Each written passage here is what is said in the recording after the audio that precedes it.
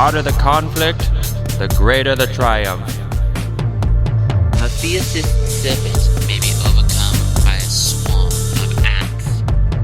Lead me, follow me, or get out of my way. Age wrinkles the body, quitting wrinkles the soul. All right. buddies. Battle buddies. Woo! We're here? We're here. Dude. We're doing it. Yay. We're back already. Why is my chair so short? Yeah, that's not our typical Better? thing All these right, days. it's a little better. How you doing, man?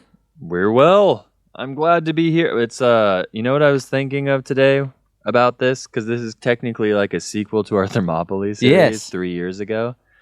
This does kind of feel like a senior year moving into our fourth year thing to do. Like, hey, we got to go back now. Gotta go back. We got to go back and we got to cover something that we said we would 3 years Yes, ago. I like fulfilling promises. It feels good. It does feel good. It And feels good. I talked to Hannah about it. She's like, oh, that's kind of cool. So you don't have to read more. And I was like, yeah. And I was like, wait, I read a book and a half for this. Did you? Yeah. What'd you read? I read. Okay, wait. Let's back up. Welcome, everybody. Yeah, this is Battle Buddies. Battle Buddies. If you don't know, we are a podcast out of Solano County, and we cover ancient and modern conflicts. Mhm. For those who definitely would probably get bored by your everyday history lesson, we aim to add fart jokes. Yes. Military history textbooks are boring. They and are, bad, dude. Can confirm. But we make it fun. Yeah, and so our first ever episode was Thermopylae, because we were like, where do we naturally start? It's Thermopylae, duh. Yep. And when you go over from Thermopylae, you ultimately run into the Battle of Salamis, which is The Battle of the Salami. the battle of meats and cheeses. No, but it is kind of the naval version of Thermopylae, to be honest. Dude, and it's arguably way more impactful Agreed. for the And I Greek also like coalition. Themistocles. dude. Wow. We're gonna get into it, but I want the whole narrative to be around Themistocles, He's dope. dude. I would love to know who you would compare him to modern. Yes, eyes. yes. Let's get into So that. welcome, and we are going to dive into the Battle of Salamis. We're going to go, I don't know, about 2,505 years ago? Yeah. Something like that? Even we'll jump ahead slightly into the future because I say we start with our true boy. He's best friends of the podcast, and his name is Herodotus From Halicarnassus. from Halicarnassus. Modern-day Turkey. So Herodotus, this Greek historian, father of history, father of lies, he is traveling, I think it's like 10 or 20 years after this conflict, I think is when he's traveling around Athens. I forget exact 10. dates. Yeah, 10, which is crazy because there's a play written about this Exactly. 8 years by after. Estius? Yeah, Estius, something like that. So he goes to Athens, and Athens is in another war. And Herodotus, I love modern history. I'm glad that we're in the era of history that we're in because everybody is back on the Herodotus is actually hella dope Yes. train. Whereas if you read through older histories, there is like a point in the 20th century where everyone's like, kind of fuck Herodotus. Like he doesn't know what he's talking about. I'm 100%. like, you guys suck. He's so cool. So anyway, It's all we have, though. yeah, it is. Well, we have like 3 or 4 sources, but he's the best one. He's the one, dude. And so he is in Athens, 10 years, let's say, after this war, and he's just talking to folks. He's like, "Hey, what happened here, man?" Yeah. And he just collects all the things, and then apparently he gives a speech to like 30,000 Athenians or something, and he tells the story that he learned, which is the story that we're going to tell. So we're telling the story, And he grew up with oral traditions as well. So he Absolutely. would grow up as a young preteen, 10 to a 12-year-old, watching all of these crazy Battle of Marathon type things dude. in the streets, in oral tradition and plays and all this stuff. So And he's what like, story did they all grow up on? "Oh." The Iliad, bro. The Iliad. And It's absolutely. It absolutely is going to Yeah, feature yeah, in yeah. this story. Yes, it is. I know exactly where you're going. I already know where you're going to go with it. But yeah, it's all intertwined. It's all here. It's nice to be covering the Battle of Salamis 3 years into studying warfare. Yeah. Yeah. So our main ancient sources for this battle, Herodotus. The histories. Then we have a little bit later in the Roman Plutarch. He also is going to be writing. And the difference between them is that for somebody like Plutarch and some of these like Roman historians, or even like the really late Greek historians. Thucydides, I believe. Yeah. So what they bring to the table, as far as like why do you read them if you can already read Herodotus, is that they had access to plays and poems that didn't survive. So like it didn't get copied down by Pliny the Younger, so we don't have it anymore. Right? It's that kind of shit. Or it burned in the Library of Alexandria, so like we don't have it anymore. So we have to rely on some of those guys too to get the full story. But what's fun is that we essentially have 3 good narratives that we can pick apart for this story. Yeah, it's a pretty well like drawn out. We know what happened. It for the fucking most happened. part. Yeah. Yeah. There's archaeological evidence and things of this nature. It's So very before we cool. go in to the story, those are the ancient sources. What sources did you look at? So I read a book. Well, so one, I believe it's book 8 of the histories, and I read the Tom Holland. Translation. Tom Holland does translation. It is so. Is it good? Dude, he's very sarcastic, and it's Yeah. fun. It's very fun. I love it deeply. So Tom Holland, I read that his portion, the Battle of Salamis portion of the histories. The histories is massive. Yeah. So I also read a book by Barry Strauss called The Battle of. Did you read that? I read that book. Yeah, it was quick. It's very good. It was awesome. I did a great really job. like Barry Strauss's take on a lot of things. I also listened to him specifically on a bunch of podcasts where they talk about the Battle of okay. Salamis, and then I consumed what is available on YouTube as far as all the history nerds out there trying to get clicks for the Battle of Salamis. Yep. Mm-hmm. So I did the Barry Strauss book too. Very good. Highly recommend it. Super good. Um, Even listening, Yes. the audio is really good. It's not nearly as bad as some of the other military history texts that I've been going through. Agree. It's way more readable. Especially in comparison to Thermopylae. Yes. Because there's not good literature on Thermopylae other than the histories. Yeah, like Gates of Fire is fun. Yeah, but that's just a novel. That's just a novel. I also found a fun article that I'll be pulling from a lot because it shows so much of early America. Oh, really? So it's 1939 from like the Naval Academy. This guy wrote an essay called "The Battle of Salamis," and his name was David Gene Edwards. And 1939 is such an interesting time to write Yes. about naval warfare, and it is Yes. littered with just fear of communism and patriotic duty and how democracy is it. And what's fun about anything that's like we've talked about him before, but in the humanities, you have this guy like Edward Said who wrote these essays that were kind of landmark essays in terms of, hey, when we look at stuff, maybe we're not looking at the true sources closely enough anymore, and we're coloring it a little more than we should, which has caused us to go back to people like Herodotus and be like, maybe Herodotus does know what he's talking about, or maybe the Mongols weren't just straight barbarians. Maybe they had ideas, or maybe, like in this 1939 essay, maybe the Persians aren't Immortals, bro. Maybe they aren't dumb monsters with no military tactics. Dude. Like this guy tries to argue. Even so, to put it even into more modern terms Yeah. for the listener, if you look at 300, they're Dude. monsters in that movie. They are. It is. That movie It's fucked is up. so problematic. And I try not to be like, let's cancel. Like, I'm trying to not be that guy. But then when you watch it and you're like, why? Why? The problem, dude. So it's fine at face value when you're just watching it. And he doesn't have a beard. Oh wait, who? Xerxes. They fucked Xerxes up pretty bad. He's supposed to have a beard. Like all Yeah. Persian kings. Barry Strauss goes into like all Persian kings have a beard. And if they Yeah. don't, they grew up with like makeup artists that would Mhm. design them beards because it was a thing. Yeah, so one of the podcasts that I listened to, this woman was on talking about the Battle of Salamis, and she is Iranian, which means she's Persian, and she was like, I can't watch movies where they try to show you. She was like, literally, my entire family was like, don't watch 300, you'll get pissed. Yeah. You'll get it. It's like straight up offensive. So that is important, kind of to. It is. Yeah, for sure. Okay. Let's do a quick recap.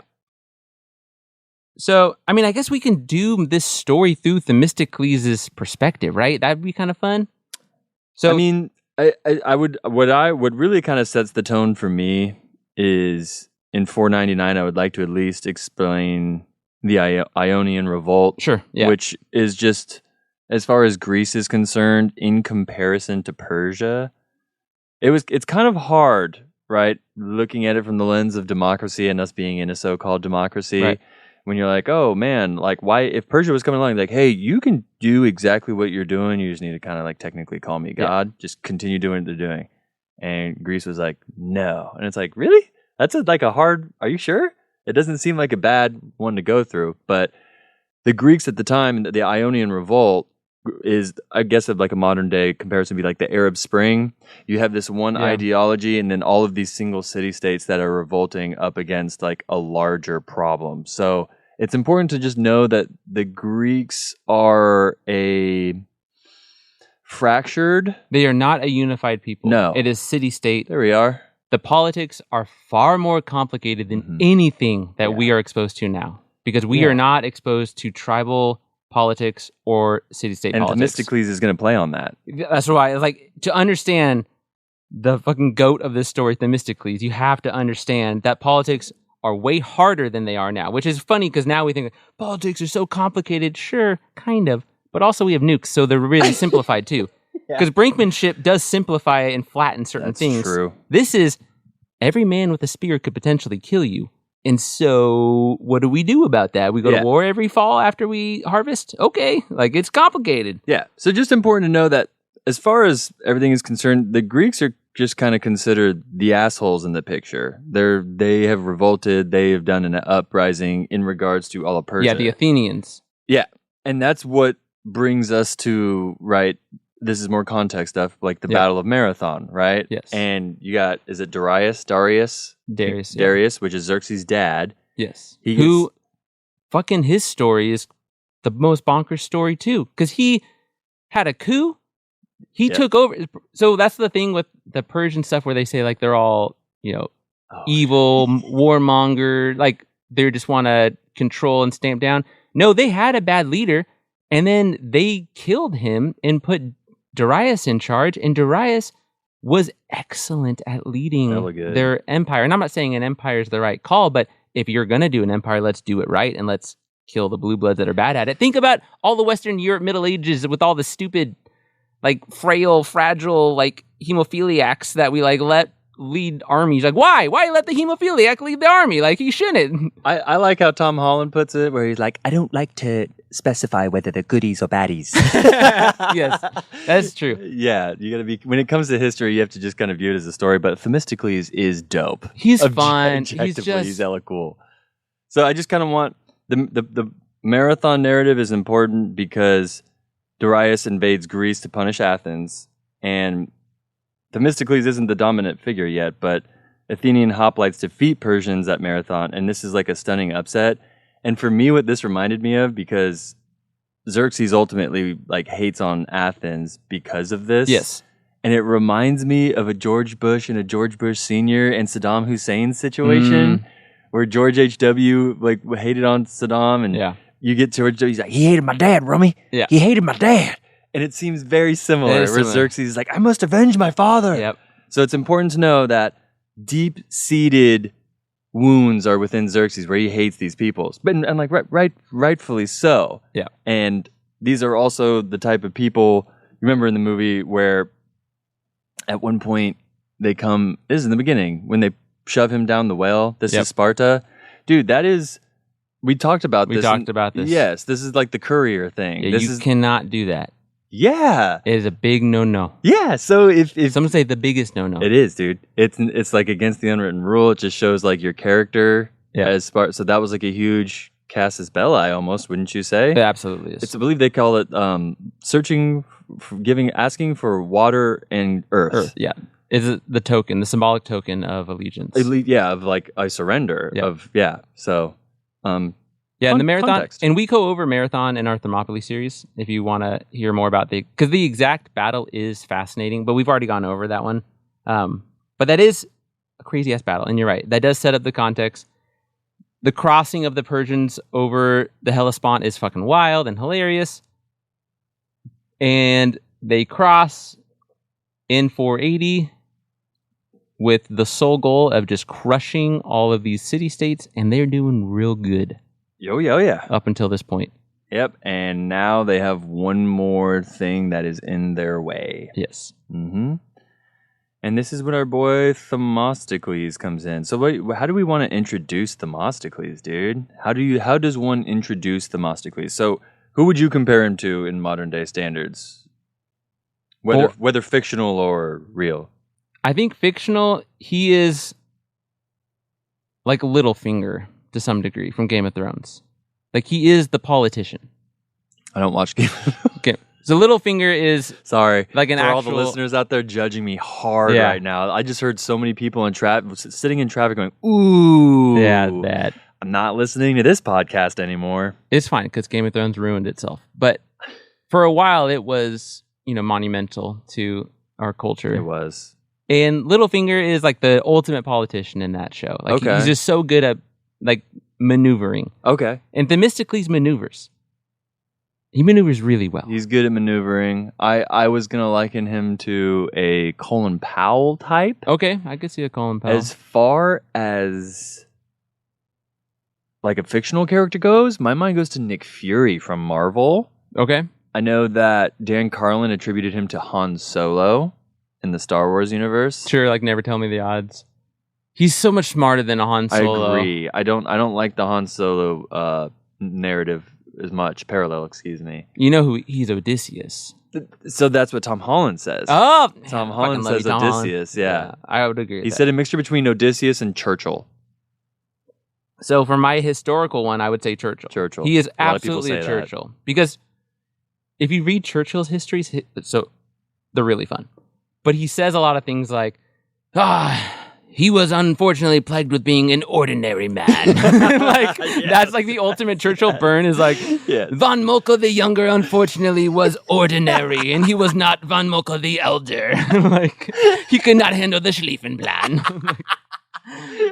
Oh, that's dope. Yeah. So that's absolutely Themistocles. Yes. He is... And Churchill would put them into positions where you couldn't back down, like as England. Like, okay, now we have to do this because Churchill put his foot in his mouth and he put us into harm's way, which is literally what Themistocles will do.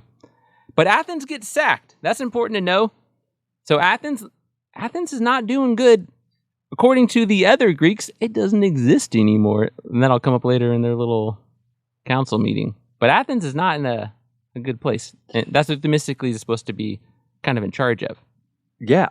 So he wants to go to the war council, and there is a moment, right, where Themistocles is talking to not even just the war council, the country, so to speak, the city-state, right, so to speak, and they have a bunch of funds of money available. Yes. And from the silver mines. From the silver mines. Guns, germs, and steel comes in hard in Thermopylae in the Persian Wars, I think.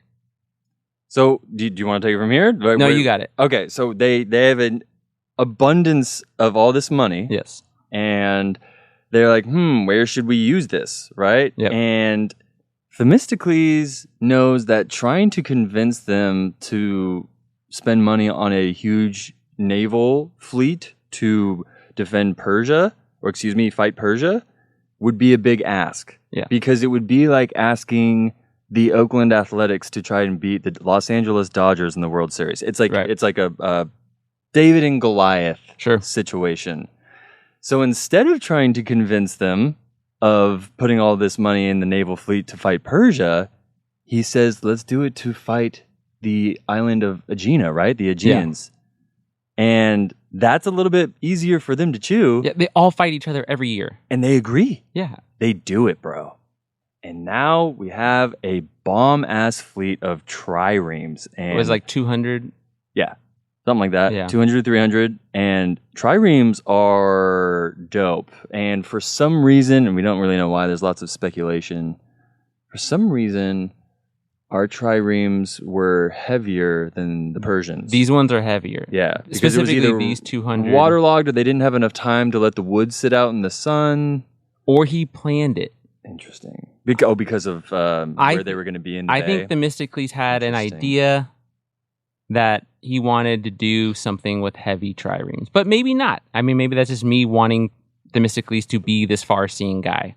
Because when you foil him against his foil that we'll meet, Aristides, whatever his name is, the Just, Themistocles is far-seeing. Like, he is that guy. Oh, dude, he is for sure a tactician. Yes. Who He's a chess player. Yeah. Does chess exist yet? Interesting question. I don't know if chess, but Not there yet? they play checkers. Okay, so similar vibes. They play games. Something that you have to look in the future Yeah. for.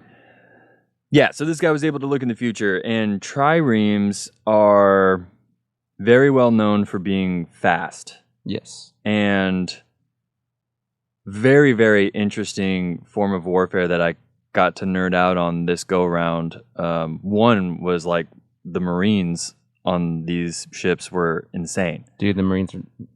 Crazy, super risky. So this means basically nothing for most people, but I played a lot of Assassin's Creed Odyssey before. Mhm. Have you played that? No, I haven't played that one yet.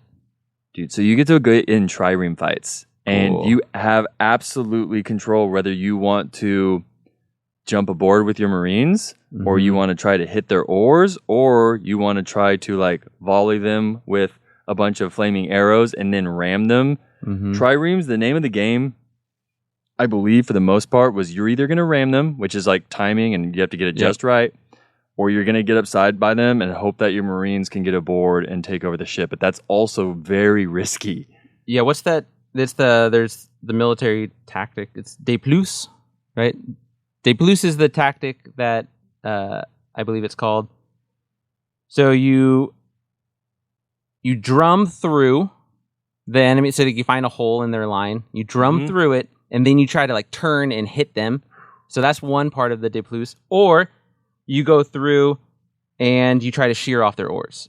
That hard, very difficult. And It's so crazy. I tried it in the game. It's difficult because then when you shear off their oars, they are no longer going to turn. You're giving them you're giving yourself a bigger opportunity to ram their side. Yeah. Because they have an entire side that's not able to move. Yes. So they're stuck Yes. and they're just showing their broadside. Showing the broadside's crazy. Yeah. So very, very fun. I had a lot of fun playing Assassin's Creed Odyssey and literally doing trireme battles. And if you have not played that game and you're a video game player, dude, hop on that shit for real. Takes Okay. place a while after the Battle of Salamis, but it's very fun. I'll do They it. make references to it all the time. That's good.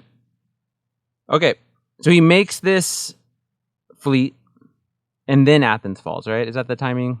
The timeline's a little weird on that stuff, but he makes a fleet. That's all we really need to know for this battle. And it's essentially him. The other thing with the triremes, this is guns, germs, and steel stuff, because Greece, what we call Greece now, has access to both silver and to the being able to make bronze. They are able to coat and capture the front part of the trireme with bronze, so it can even ram. Because if it's just wood, it couldn't ram Mhm. like that. So just to show like how powerful it is, like that. It's crazy. Yeah. But I didn't realize how unstable they are. When you were reading about just even an archer trying to shoot on one, like it's super dangerous because like it could rock the boat to no end, and then nobody knows how to drum correctly and nobody knows how to oar correctly because of the one arrow being volleyed off. So they have to be really precise as they do anything. So that's another thing you get to hear in Assassin's Creed, the drumming, and you hear Cool. them singing while Oh, they cool. row. Oh my goodness, dude. It is so interesting. Okay, so one question before we go in, and I brought a little prop for this, Uh-huh. is, and this will come up now from Xerxes, and this will also come up later in Rome when we are going into the Punic Wars, which is how do you get Xerxes to want to conquer a place like Athens? Like, why do you want to conquer these places in the Aegean Sea and, all this Mediterranean stuff? And the way that you do it is you're the little advisor, and you would be King Xerxes, and be like, hey, Xerxes, why don't you try that? Do I try it now? Yeah, you try it. Okay. Is this an ASMR moment? Yeah. I just gave Spencer a little fig. And then obviously, because you guys don't have access to hot Cheetos, you're like, this is the best thing you've ever had, right? You're eating a fig. How you feeling about the fig? Dismal at best. It's not really lighting it up for me, but apparently that's all they had to do to Xerxes. They gave Xerxes the fig. And they're like, Really? yeah. Maybe the figs in the Mediterranean are laced with. These figs suck. Yeah, this is not it, bro. It's fine. It just tastes like eating fiber. Poop grape.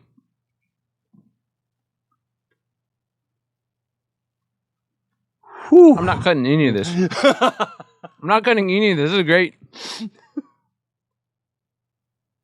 Yeah, I think their figs were for sure laced with something, bro. Or that's just how bad their diet is, you know? Really? Maybe they're good when they're fresh, because this is a dried fig.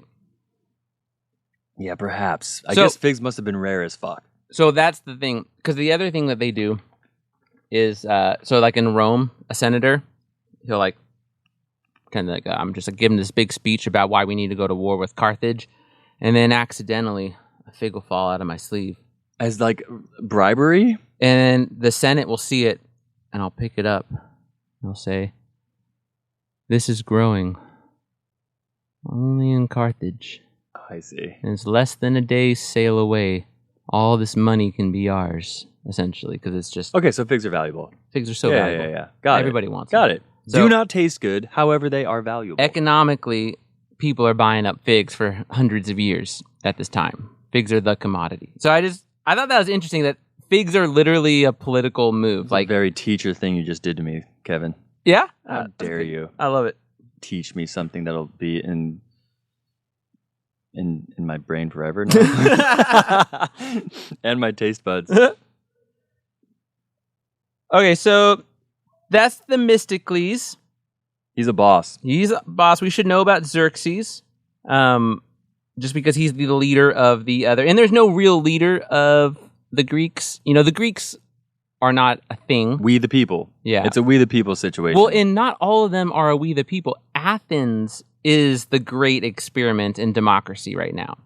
In this time period, a lot of the Spartans have kings. They have 2 kings. yeah. And they have a banished king who's working with Xerxes. You know, it's Not like a democracy. yeah, it's not a democracy. But Athens is absolutely trying one. And we make fun of it heavily in our Thermopylae when we were talking about the marathon. Because Did you re-listen to our series? yeah, because they were talking about like which general is going to the general changes every day, and so like you don't know if you're going to battle or not because you don't know which general you're going to get that day because it's all they're all elected and stuff. It's fucking so stupid. Like it's the worst. That's hilarious. So Xerxes is controlling Persia. Persia doesn't have ships. Like there's no Persian navy. No. It's a mixture of a bunch of other nations. They're collecting them. And what they do have, though, is they have the Phoenicians, right? Mm-hmm. That's their... And the Phoenicians are the strongest navy It's their X factor for sure. in the world. Mm-hmm. Like, they are way stronger than any of these other... Oh, yes.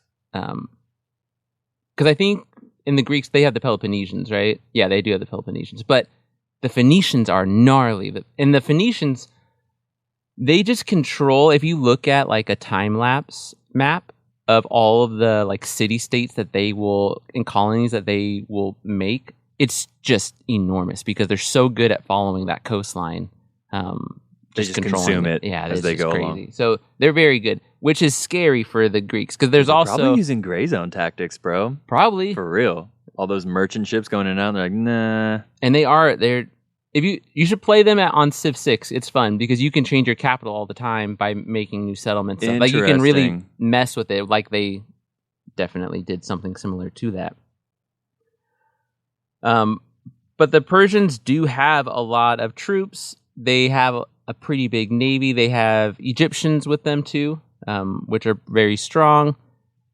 The Egyptians are weird with the Persians because they're always revolting against the Persians, but somehow the Persians always put them down. And so when people, when 300, when they make Xerxes look really weak, Xerxes, his first thing that he ever did after his dad Darius died is he went over and stamped out the Egyptian revolt, which means that he probably knows what he's doing because they were very good at warfare. Like the Egyptians are very strong. It's not an easy thing to do. This narrative that Xerxes is some male model posing for Calvin Klein is like not it. No, he's a horseback rider. He Yeah. just isn't a naval tactician. He's a horse rider. Correct. Like that's He's- what his whole thing was. And he's like comes from an affluent family where Yes. you would have had time and privilege to learn and be physically fit and Yeah. educated, and that's astronomically important to Yes. know rather than just being like Xerxes was a piece of shit.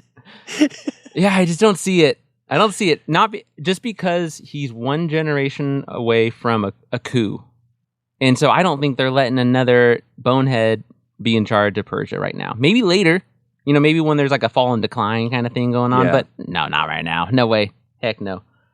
And I think that the Persians, I think, are good leaders. They reward those who are successful, and they are brutal to those who fail them, which is effective, I would imagine. That's what the Mongols do, and they're very effective doing something very similar to that. Yeah, there was something in the book I remember about Xerxes being like, or the author explaining to the modern reader, like, oh, sometimes you wonder why you would bow down to these kings like Xerxes, and it's because if you didn't, you would have been tortured, bro. It wasn't necessarily just because they death. inherited from the Medes, and the Medes were insane. Yeah, there's death by 1,000 cuts nonsense, stuff like that. For real. Yes, all those reliefs that you can see of like Medes, like kings, like essentially raping the queens while the husband's being murdered. The side, it's just like intense. Okay, so the city-states of Greece, which is not Greece at this time, they come together and they form a council at Isthmus, right? Is that the first place? The Isthmus of Corinth. The Isthmus of Corinth, where they have to come up with a plan because they're like, this guy's coming down hot, and he has like the Thracians on his side right now, I believe, the Thebes, and that's where all the horses are. So there's cavalry that's going to be fighting with them. Really bad. The best cavalry in the world, by the way. The best cavalry, and Persians know how to use cavalry because they grew up fighting the steppes.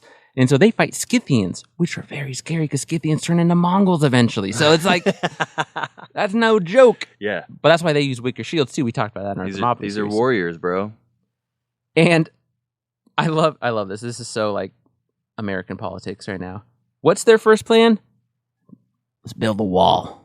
We'll build a wall. Build a wall, dude. I mean, so it didn't work. It's such a dumb idea. So many resources to build a wall.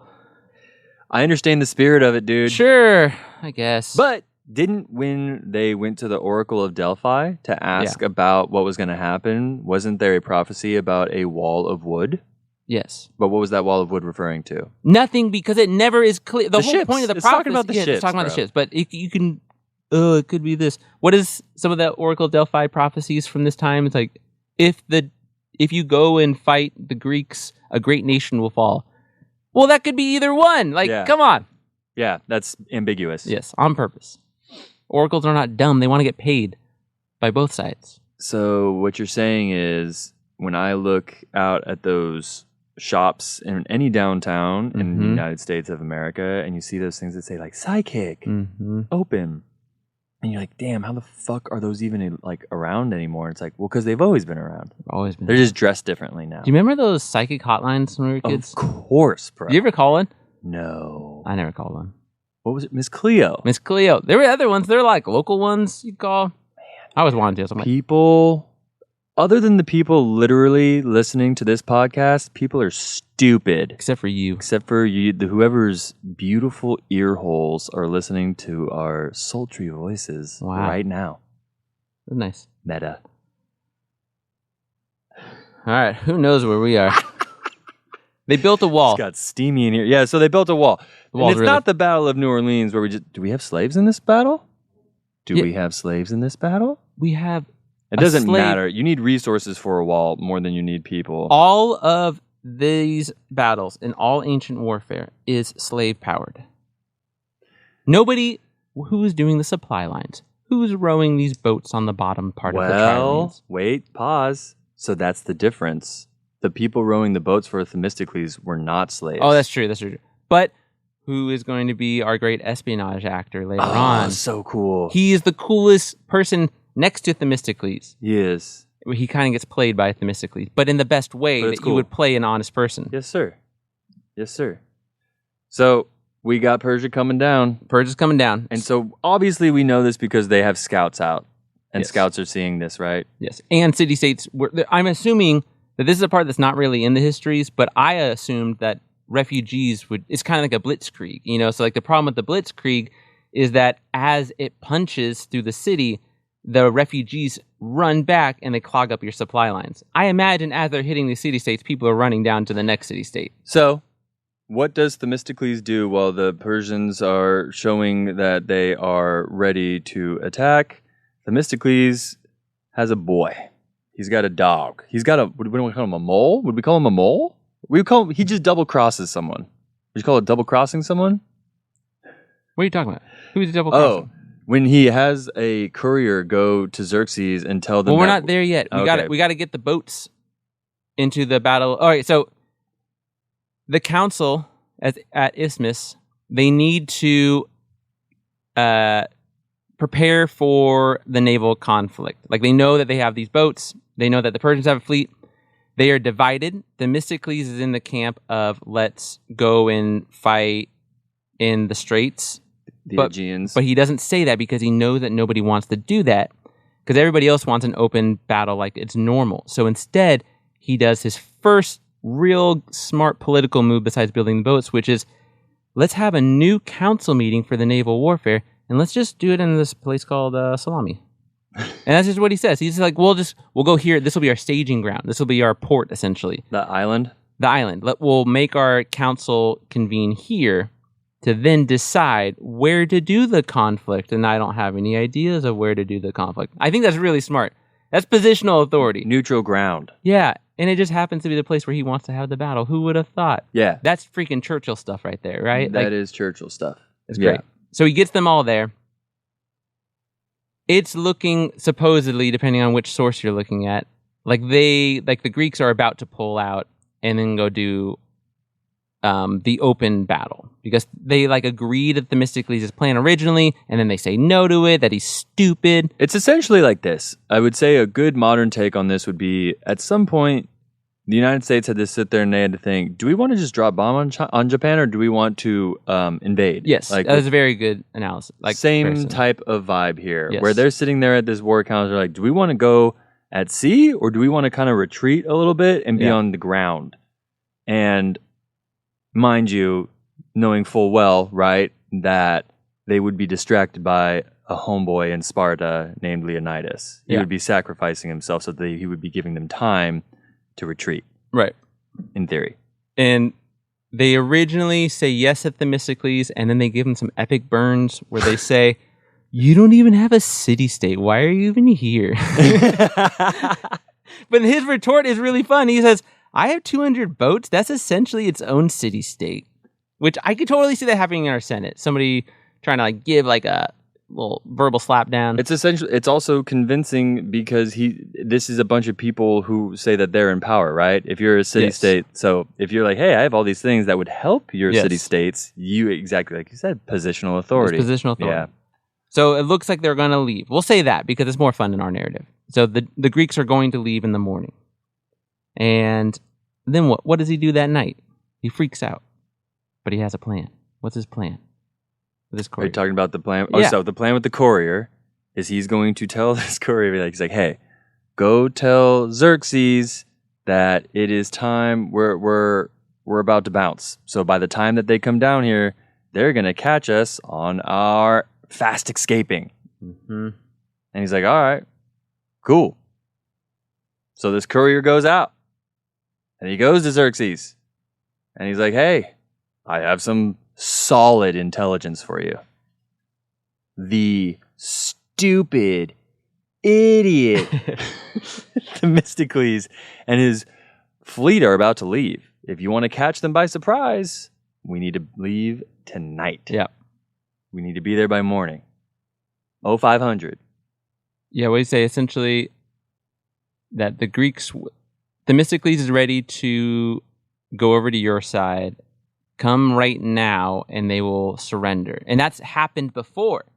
That's happened in other naval conflicts that Persia's already been in, where they've had a secret deal where right when the naval battle starts, show your banners and leave. Like almost like a feigned retreat situation. And then that leaves the one city-state that is stupid, and then we kill them. This is a bitch. So this has already happened. The guy's name is Cycnius. This is the courier's name? Yeah, he's a slave. Very interesting slave. So this slave, because a lot of slaves, like we learned in our Viking series, are veterans, right? They're people who fight in conflicts and people who are citizens who have like normal lives, like all slaves. I lived a normal life and then I get yanked out of my life and thrown into hardship. These slaves are interesting because they have weird authority. They are determined to be trustworthy people and honest people. What they are in charge of is usually somebody's kid. So this guy was in charge of Themistocles' kid. And his job wasn't to get him book smart. He's not like a teacher like that, but he had a stick. He's allowed to hit Themistocles' kid. And what he would do is he would walk around with Themistocles' kid and teach him how to be a man, like how to be an honest man and how to conduct himself, and essentially how to not go to prostitutes at too young of an age. Good lesson to learn. You need somebody to do that for your kids. I glad I had that. Everybody needs that guy. Yeah. And so this guy's a very honest person. So Themistocles, it's theorized, is playing this guy because the Persians are honest people. Yeah. We talk about that. It's a huge part of their... They don't lie. They do not lie. They're do not all understand autistic. lying. No, but autistic people love being in Persia. This makes sense to me. Everyone's so honest here. Yeah, this is great. So he tells Cycnius that he is going to defect. That's the theory. That way, if Cycnius is tortured, he doesn't have to lie because Cycnius is supposed to be, like, this role as a slave is an honest person. This makes it way more believable that this actually happened, right? I got it. Because before this, the first time I heard this, I was like, this isn't fucking happen. But after diving into, like, what that type of slave would do, and then how Themistocles obviously knows how to play people, like, this kind of holds some water. So I had heard a different narrative than let's hear saying. Well, what I just said, right? Yeah. I was told that he was like, hey, go tell him that we're about to leave. Yes. Which is like false information, correct? Yes. Because they're just going to chill. Yes. And wait for them to come in. Yes. Yeah. So, yeah, he does tell them that. So he tells them a bunch of truths. Like a good politician, he is both telling the truth and lying. He's to wordsmithing. Cycnius. He says to tell him things that are true, like the Greeks cannot decide what the best course of action to do, which is true. Then he says a lot of them are ready to leave, which is true. Yes. And then he says what is potentially the lie, Themistocles is ready to go over to you, which may not be a lie. So Barry Strauss says it is probable, or at least possible, that if the Greeks can't decide on this, that Themistocles would just go over to them because it's a good political move to do. There's no other choice. Yeah, he wants to. You're like, hey, dude, look what I just did on my own. Yes. Would you like these services? And he was like, just call me God. I was like, you're God. And All it right, only good. works if you don't think the Persians are monsters. If you think the Persians, right? Because if the Persians are monsters, you wouldn't do that. Hey, hot take here at Battle Buddies. So the Persians weren't monster-like creatures with slits in their faces for noses and like sharp teeth. And the one Spartan that betrays them is not disfigured with like a bad arm. I bet you the filmmakers were like, this just shows you, we were trying to say that they're warriors and that they were like basically monsters and that's how strong they were. Sure. That's how scared they were of them. When they died immediately to every guy. It's fine. I don't know. Okay. He gives Xerxes that story, which is true and not true. Then the question, I just like hanging on this part for a little bit because it is just fascinating. The question arises, why did Xerxes and the Persians let that guy leave and come back? Well, because what we were saying where you can't fuck with a courier. Yeah, you can't fuck with the courier, and he needs to be able to tell Themistocles what the signal would be for the surrender. Oh. Which is very true if we are drawing on those previous cases of them doing those in naval battles. I was like, okay, actually, this is holding way more water than I originally Makes thought. a lot of sense. And that was even, when I did the AI thing that I sent you, that was even a thing, was the conditions of surrender. Yeah. Like, that's a whole thing. Being able to see a surrender is a thing. Yeah. Yeah. Okay. The Persians are stoked. They were already probably going to fight in the Battle of Salamis. They probably were already not worried about the Salamis. So let's talk a little bit about what this area looks like, because the Persians are about to go confront the Greeks in it. What's your take on this bay, this little inlet thing? Well, so this is an interesting picture because it doesn't. It says like Salamis Island. You fucked me up the salami Yeah, thing. salami for life. It says Salami Island. So this goes around. Yes. This right here is just a part of the island, but we can't really see it. This looks more like a river, but it It's loops not, yes, around. it does. Let me find the other. I was under the impression that it's pretty narrow. It's very narrow. Very, very narrow. It goes down to definitely- like 30 feet or So something. that's like what I that. was going to say. Like, it's showing a lot of ships in between here, but I was under the impression that it couldn't do that. Like, at some points, I was saying that Barry was saying there's like two triremes Yes. that could make it through. So, But I narrow. think that's further sure back as Still, though. the tactics start to happen, the Depluce tactic, which we'll talk about in a minute. Yeah, very narrow. It's an island, so there's like a bay and an inlet that goes around this island. So Yeah. you have the mainland, then you have an island, then you have this little strait. A strait's the right word. Yeah. And it's a small strait. And that's where all the Greek ships are. There's some conflicting stories about how the Persians mobilized to go fight them, right? Because there is one later source that says that the Egyptians go behind them to block it. But that doesn't really seem to be a thing because that would have not worked out on the timeline. So instead, I think we can agree for battle buddies, the most likely is they take all of the men that night, they get them all on the boat that night under this cloudy weather. And we know the weather's been bad because there's been storms, and the storms have already taken out like September. We're in Yeah. September. there's So like 100 boats already taken out by a storm. Like there's a whole bunch of stuff. which was like a god thing. They Yeah. attributed that to the gods. Absolutely. Mm-hmm. It must be wild watching. It was like 100 to 200 boats. Watching over 100 boats sink in front of you must be otherworldly. Yeah, I think we talk about that in the Thermopylae series. Yes. Because this is the same thing that they were looking at, Yes, right? 100%. yes, There's some overlap. Overlap. Crazy. But they get them all into the boats, and then they start going. They go in 3 columns, I believe, is what we believe the Persians had. So it's like a 3-column attack. Yeah. The problem is that because of the sheer size and numbers of what was going on, Mhm.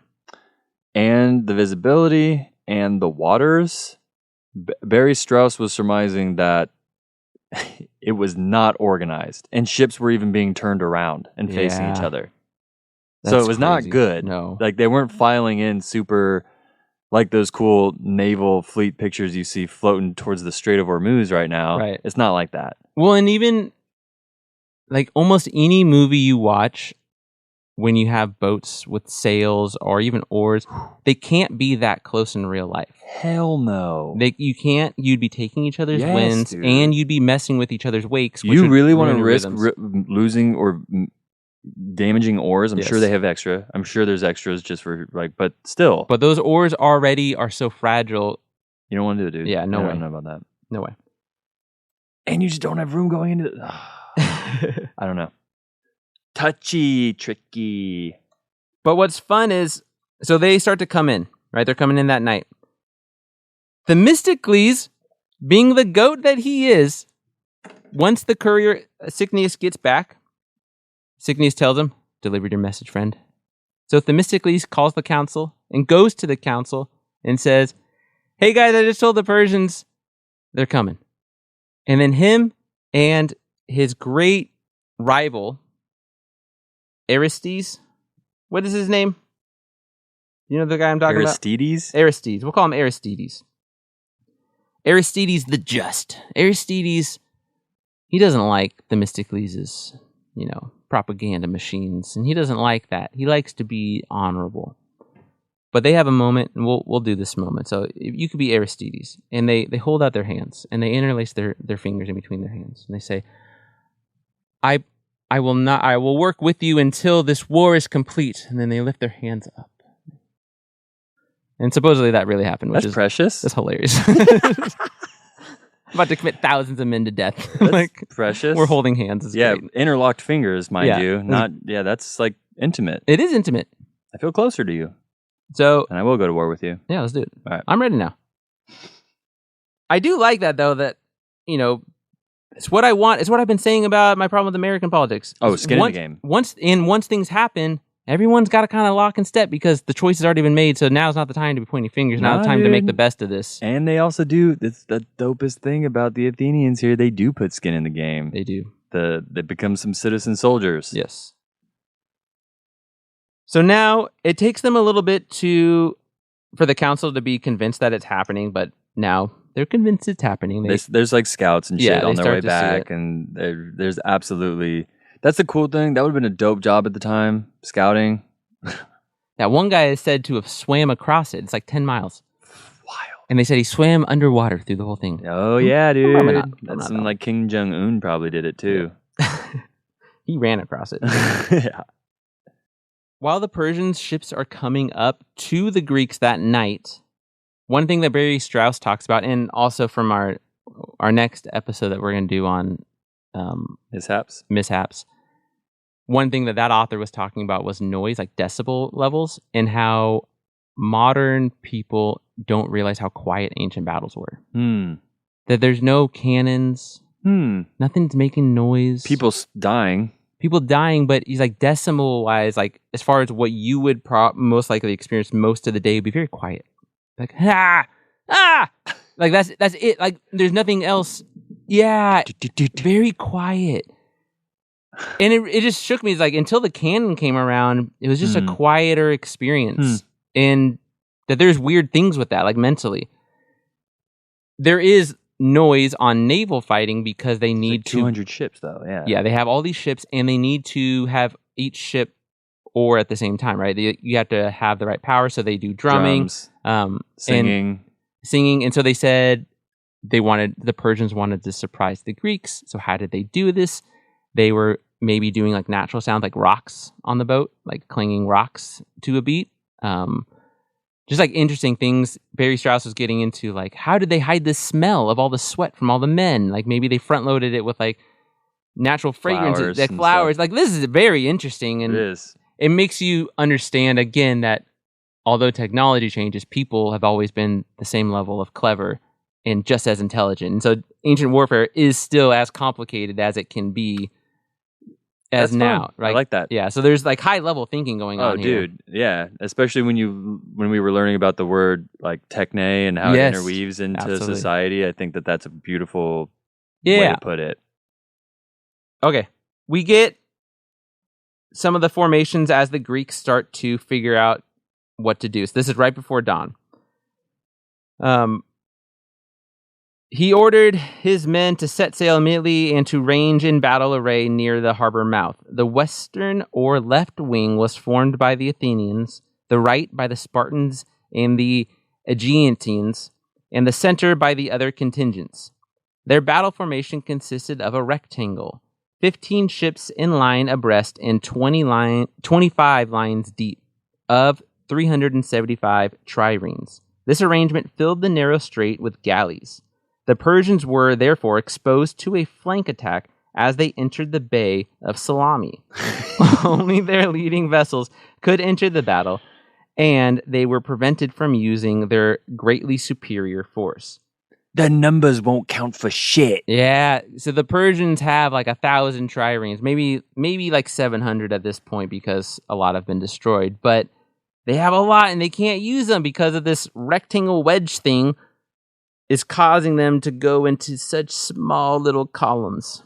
They were also, Barry Strauss was also saying that for some reason the Persians' triremes did not have the same turn radius as that was weird. The Athenians. And one of the things that he was saying was because the Athenians had heavier ships, they were able to sit in the water and like move back and forth a little bit easier, which is wild. I would have never assumed that. It's hard once you get like keel math going on, like, you know, like where's your keel and how's it going in, but they're oaring, so I don't know if they have keels for a trireme. I don't know. Complicated. Very complicated. And where the weight is on the boat matters for how the turn works. I will say that I understand it a little bit because, you know, I'll sail on like little boats and I'll sail on a bigger boat that's heavier, and it is like, it just like really stops and turns. You know, like interesting. It is like a funny thing. So now it is sunrise, and it's September 20th, and shit's gonna hit the fan. So it could be September 20th. It could be September 27th. Who fucking cares? It's thousands of years ago, guys.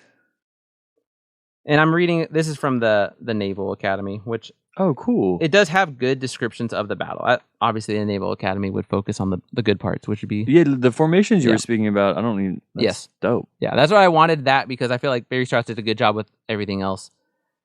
So All right, the we got our Persian... boy, I like that Xerxes is watching from his command post, by the way. Yes, we didn't talk about that. So Xerxes, he set up his beach chair right across on the other side of Salami. Can you correct me if I'm wrong? Did we not say the same thing about Thermopylae? He did do the same thing in He Thermopylae. watched, right? Yeah.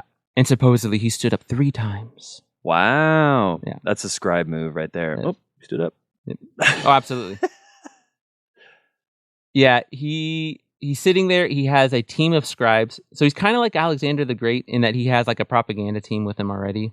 Just Good helping move. him. Yeah. That's like having people do your Instagram for you. Yes, absolutely. That's the goal.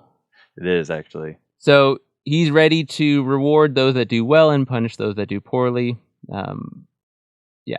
So he has his team. Yeah, team that's a ready to go. thing. That's a thing. They're taking notes about who fucks Yes. up. Oh, and we didn't say on the Persian side, but it's worth noting that one general did say that they should not go to this conflict. And that person was a female queen. Female warrior queen exists in this time period. Shout out to all my slay queens out there. Hell yeah. Is that right? Sure. Sure. We'll get to her hopefully towards the end, but Gee, I wonder why they didn't listen to her. there's a great quote at the end about that, which is fun. It's like, my women are behaving like men, my men are behaving like women. So, but didn't they? Which side sent a female as a leader as a message that we are sending a female to in battle to show you that you will lose to a female? Like it was like a slap in the face. Wasn't it the Is it Greek? the Athenians? Yeah, I think that Yeah. was the Greek female. They portray it in the movie, The Rise of the Empire. Oh, do they? Shitty ass movie. Yeah. I think. Yeah, that sounds right. But the Persians also have a female leader. Too. Yeah, and they all respect them deeply. So the women, but the women queens Well, are they're dope. I'm just yes. just saying. Unfortunately, the history that we read is not kind to the women. No. No. Well, and it's weird because at the time, if you became a female, like a warrior queen, you are respected as fuck. Like, because you were very good at everything. Yeah. You're going to do it. Like, if you're going to be that and you're going to make this happen for you, you understand men very well. Yeah. And that's been shown through a lot of these military historians in like modern day. Like Strauss talks about it. Like, no, they know how to like flirt with men. They know how to put them down. They know how to get them to die for them. Like they know how To men manipulate work. Yeah, them. they know how Yeah. men work backwards and forwards. Such fragile men. Oh my god, I have this grill book. This is great, and it has these lengthy discussions about how to grill meat, and it's just like, yeah. I love it. And it's really good. It's a fantastic book. Oh, I bet. But when it gets to the fish, it really has to calm down, and it says, "You don't have to be scared. Men are so scared of cooking fish on the grill. It's true. It's such a fragile meat." And they can't just cook it for so long. It's just a brief time. Oh, he's like calling to men being like scared. I am also scared. No, of it's absolutely. I was like, this is my real fear. I am a fragile man. This is awesome. you. Yeah, dude, grilling fish is so hard, bro. And it's like, it doesn't have to be scary. Just put the timer on your phone. Just trust yourself. Good call, bro. Yep. Really He good. knows his audience. Yeah, it's a great book. The Weber Grill Book. It's fantastic. All right, back to the morning. The Persian fleet advanced into Salami Harbor from the southeast in 3 lines. That's what we were talking about, 3 columns. The right wing was occupied by the Phoenicians. So that's the strongest part, the right wing. The center is by the Egyptians. And the reason why I was talking about the other sources is because some sources say that's not where the Egyptians were. Interesting. We're saying that's where they are. And the left wing by the subject Greeks and the other allies from Asia Minor. So the people they brought over. Ionians. Yeah. The first line, the Phoenician squadron, occupied the narrow strait between the island of Psytalia and the mainland of Greece. It was chiefly upon the squadron that Xerxes based his hopes of victory. The second line, the Egyptians, was stationed between the island of Psytalia and Piraeus to guard the main entrance into the strait. The third line, which was chiefly composed of the Ionian Greeks, took up its position in the passage between the shore of Salamis and the island of Psytalia, for the purpose of preventing a flanking attack on the part of the Greeks. It is believed by some historians that the maneuver of this division in emerging into the main channel again during the battle added much to the confusion that seized the Persian fleet. Yeah. The Persian prince, I'm going to apologize for not pronouncing this even remotely correctly, Aribians and Archimedes, I'm really sorry, brothers of Xerxes commanded the entire fleet. Nice. He's got brothers in there, at least. So he has two brothers that are leading. So Darius had tons of kids. And these kids kind of work well together. Like he had a huge harem. All right. And so I wonder what happens to this Persian center because the Greek wings have wings as well. Yes. And so from my understanding, the Greek wings start to encircle and isolate pockets of these Phoenicians, doing almost like pincer moves. Yeah, like the De Plus tactic. Tell me everything. Where you kind of run through, you drum through. Well, let's let this guy kind of talk us through a little bit, then we'll talk about it. We'll stop when we get to the signaling, because that's when it gets a lot of fun. At the first sight of the enemy, the Greeks began backing water and retiring into the harbor.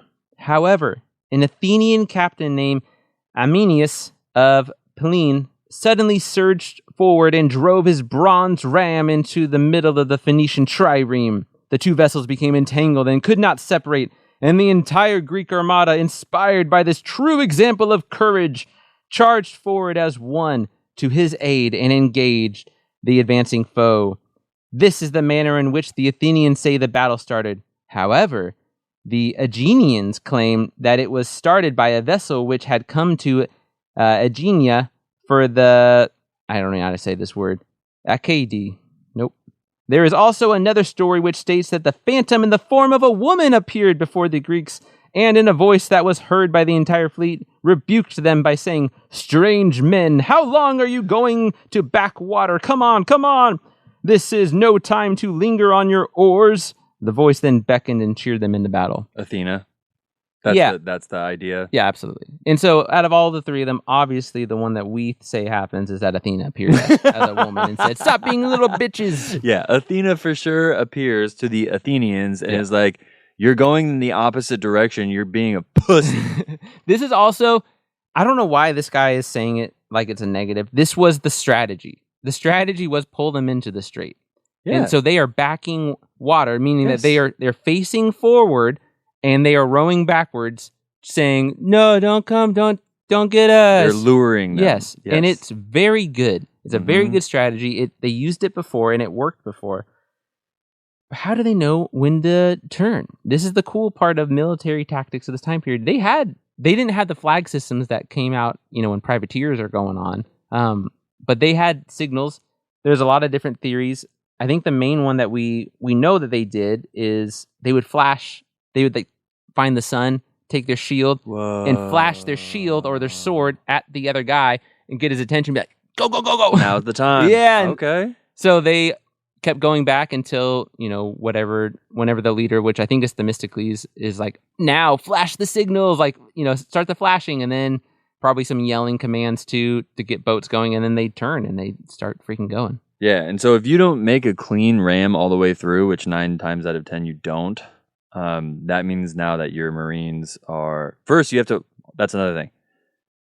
While you ram, think about this. Right before you ram, everyone has to pull their oars in. Yes, bro. that's true. Everyone has to pull their oars in to get ready so that you can save your oars in case your ship does all a clean all the way through. And if it doesn't, well, then you got Marines jumping on board. Yeah. And that's like a whole sword fight. Oh, I want to watch a movie like that. I know. Master and Commander isn't bad for that. Yeah, for real. That's good. the closest you're going to get. Let's keep going. I like this guy's take on this. Let's read a little more on this. I like the military tactics side of it. As the Greeks advanced, the Phoenician galleys, the right wing, moved in column formation to meet them, while the other two sections of the Persian fleet remained in their original positions. The fighting began on the Greek left wing, and it was the Athenians and the the Phoenicians, who carried the real weight of the battle. The Persian galleys, which were heavy in construction and overwhelming in numbers, forged irresistibly up the channel and compelled the Greeks, who fought desperately, to retire before them. Squadron after squadron of the Asiatics poured into the narrow strait, and they tried to compress their enormous force through the narrow channel at the eastern side of the island of Psytalia, where it was not more than yards in width. So that's what we were talking about earlier. Yeah, so it's fucked that you can't turn around. Can't turn around. They were forced to reduce from 3 boat shallow lines into probably 9 single deep columns.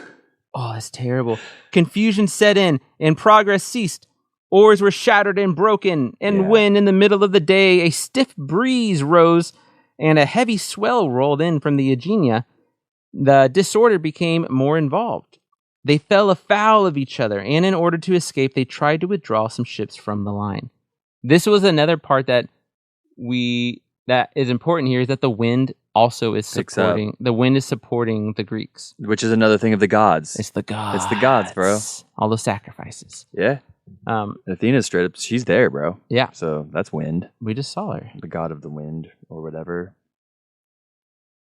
Okay. In the meanwhile, the Greeks, who had been able to keep their ships under control, were quick to take advantage of their enemy's helplessness at a given signal. So that's the signal we were talking about. I think this is the second signal we would see. They drew back their ships and then with tremendous speed drove forward in to the Persian ranks. They repeated this maneuver again and again. And each time caused great damage to their foes. It's dope. So they pulled them back. They got the wind.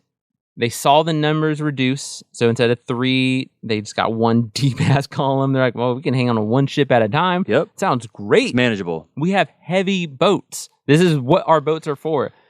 And it's also said that Marines had arrows. Yes. Right? It is also said that perhaps, in theory, that there could have been some city soldiers on the shore aiming arrows down on them as well, right? Yeah, and because the Persians are such great archers in this time period, but they just can't get into position.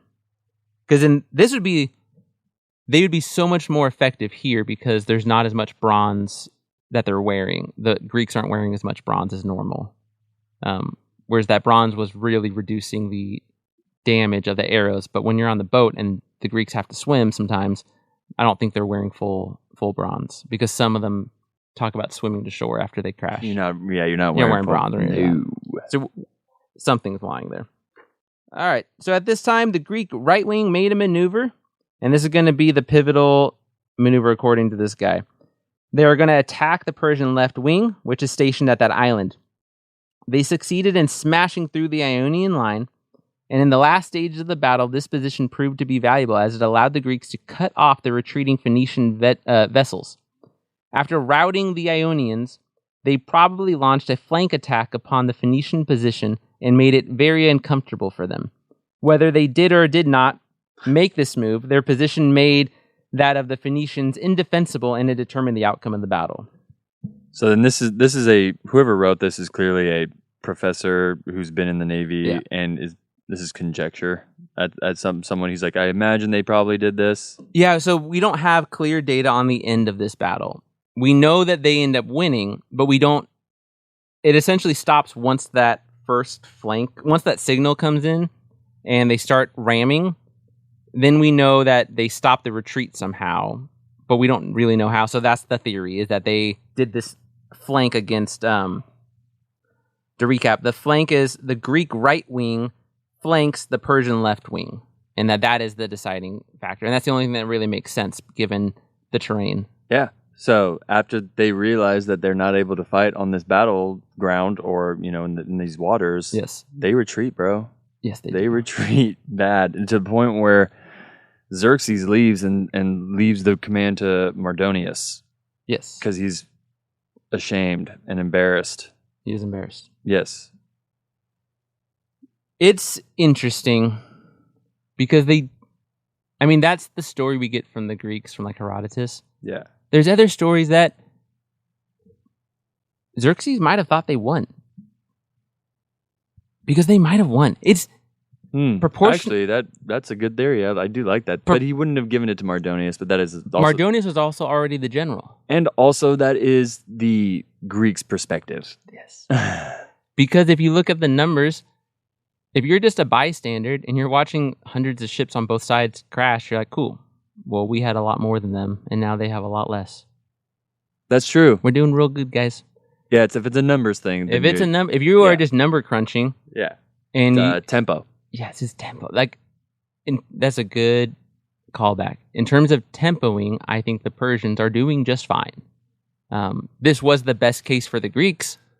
Yeah, quick reminder of what tempo is for. If you guys have not listened to our episode on Strategy and tactics, go do that. That's what we're referring to. Tempo is a strategy where you seek to beat your opponent by trading with them. And happens so in chess all the time. happens in chess. So if I get a position that's good, or if I'm up pieces or up points on any game, I'm now going to trade points with you until I win because I'm up 1 point. So if I'm up 1 point on you and we're playing Monopoly, I have $1 more than you, I will just keep letting you also do things that you want to do because as long as I can do them too, I will win at the end by $1. There we go. And the Persians are very good at this. Yeah.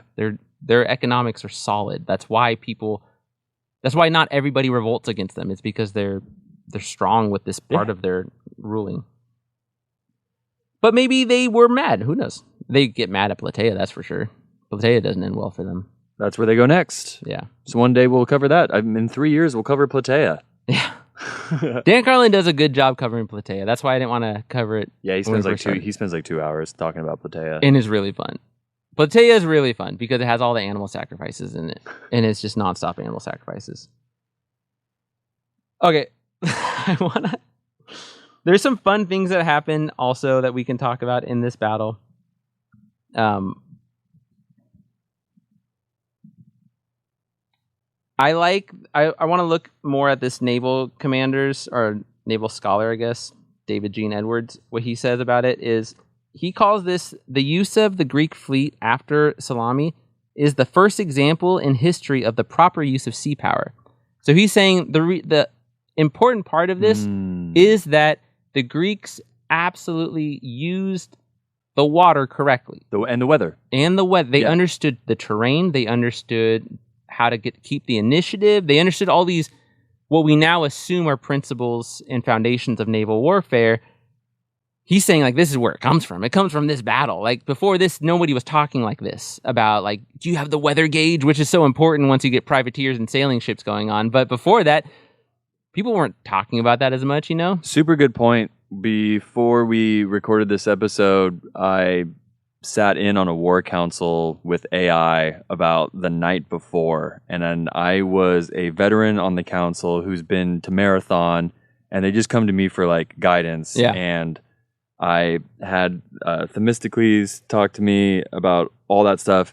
And at the end, when we're making all the decisions, I was like, is the weather seer here?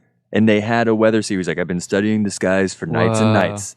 And he's like, and based off of me studying the skies for the last 2 months, I think that the wind is going to be good tomorrow morning between this time and this time. I believe it. Dude. So, like, I didn't have that perspective until I started the AI thing. And I was like, dang, they probably did have some weather guys there that would give them the proper foresight. I read at least one guy who was theorizing that, like, this was not an accident that that Themistocles wanted to be this day, that they had some type of intel that doesn't go to Herodotus. You know, that was a war council. It's fairly boring, but it's stuff that, like, military podcasts in thousands of years later would have just loved to have access to. Yes. Yeah. Super fun to read about. This is another one of those huge, if you are into battles, you got to know the basics of Salamis, and we do now. Oh, let's end with the queen.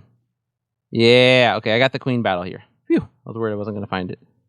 So, Slay. Okay, so her name is Artemisia. She's a Carian queen, and she opposed the war at the Persian Council, historically. That's what's been told. And she sees that it's going bad, and supposedly she just rams through one of, like, her own alliance ships, essentially, to get away from it. She's like, this is dumb. I knew this was dumb.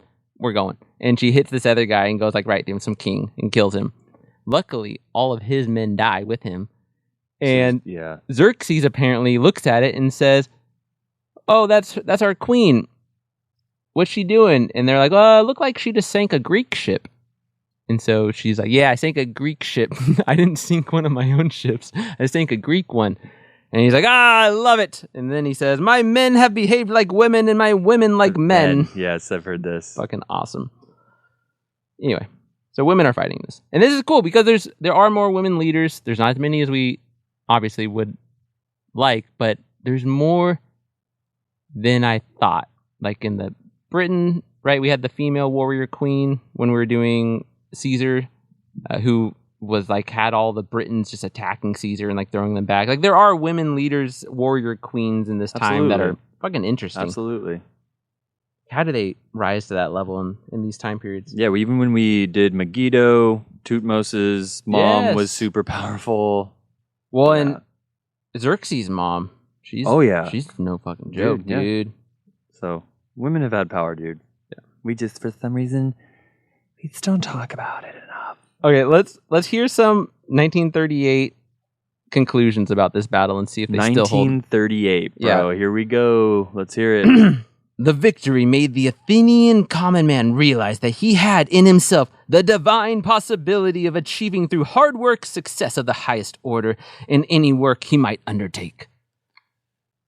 So, I mean, the coolest part about it, the part that, like, if you sit here and you wonder why this matters for, like, Western civilization, the big thing from my perspective was that the Persia's fleet was ran by slaves. And the Greek fleet was ran by volunteers, people who were, and that was Themistocles used that as his advantage. Yeah, being like, hey, you guys get to fight this war. This is your war to fight. Yeah. And it is important, dude. And I can sit here as a veteran and say, like, sometimes when like World War III is knocking at the door, when you're like, I did the first one was dumb. The first war on terror was really stupid. And there people are like, how do you know? It's like, I was there. And I feel that like that's kind of similar vibes. Okay, here's another one. All of this wonderful development is attributed to the Greek ideal that the innate nobleness of mankind is attained by making men realize more and more his true power through self-governments in a democracy. And yeah, that sounds like 1938 I was speak. Like, Athens is the only democracy here. They're not the only ones doing this. I don't know. Yeah. It doesn't really hold as much water once you dig into it. An interesting part that we will come up with our mishaps next time is I've been really getting into these different military historians on their definition of a victory versus a defeat. And it's been very interesting. His take is that the only true measure of the importance of a battle is the consequence involved, which is an interesting take because I will propose a different definition next time. Interesting. Yeah. I don't think it matters. He's saying if you run a red light, it's okay based on where you're going. Is that like his philosophy? Right. How does it work out? Like, did you kill anybody? In consequentialism, like, it doesn't matter. Not where you're going. Did you cause an accident when you ran the red light? Did you get to where you needed to get to? The ends justifies the means. That's what I'm saying. Yeah. Right. Okay. Whereas I'm going to go against that definition. Yeah, I don't know how I feel about that. That's an old school definition. It is. It's a 1938, some 1938 speak for sure. Yeah. It's a bit old school for my taste and blood. But it's fun. It is fun. And so is recording these episodes. Hell yeah. And so is being here with you. And so is being here with the listener. And if you were listening to this, we appreciate you. Thanks, man. Especially if you were a listener who listened to our original first Thermopylae episodes. If you go and listen to that, which I'm not recommending you do, and then you listen to this in comparison, big difference. Big difference. Woo! Embarrassing. No, it's good. It's progress. Started from the bottom. Now we're here. We're not ordinary men. Yeah, there you go. Yeah. Good. Full circle.